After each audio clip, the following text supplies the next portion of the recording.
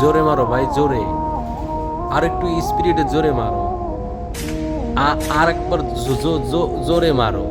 আহা, মনে হয় সর্বনাশ হয়ে গেছে রে, ইটা কি করে ফেলালো। না, আমার কাছে কথা হচ্ছে, এই একটা ভিডিও ভাইরাল করার লোভে নিজেদের জীবন শেষ করে দিতে হবে কেন ভাই? ভালো পথ দিয়ে কি ভিডিও ভাইরাল করা যায় না? চেষ্টা করো।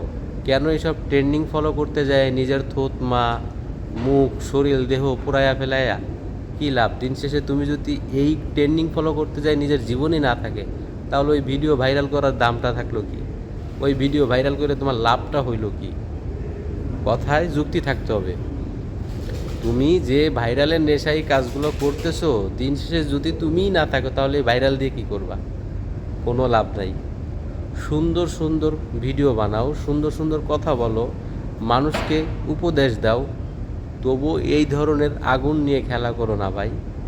আজকে তুমি মনের আনন্দতে যে আগুন নিয়ে খেলা করতেছো, কালকে এই আগুনে তোমার নিজের জীবন শেষ হয়ে যাবে। একটাবার চিন্তা করো তোমার ফ্যামিলির কথা। তোমার মা, তোমার বাবা রাত দিন পরিশ্রম করে তোমার মতো একটি সন্তান এত বড় বানাইছে। সেই মা বাবার কথা চিন্তা করে হলো এই ধরনের ট্রেন্ডিং ফলো করতে যাও না ভাইয়া। সবাইকে রিকোয়েস্ট থাকবে, এই ধরনের আগুন নিয়ে খেলা থেকে সবাই বিরত থাকেন। সামান্য একটি ভুলের কারণে নিজের জীবনটা চলে যাবে। তাই বলেই কি, সময়ের থেকে জীবনের মূল্য অনেক বেশি রে ভাই। ভিডিওটা সতর্কতার জন্য অবশ্যই শেয়ার করে দিবেন। তো সবাই ভালো থাকবেন। আল্লাহ হাফেজ।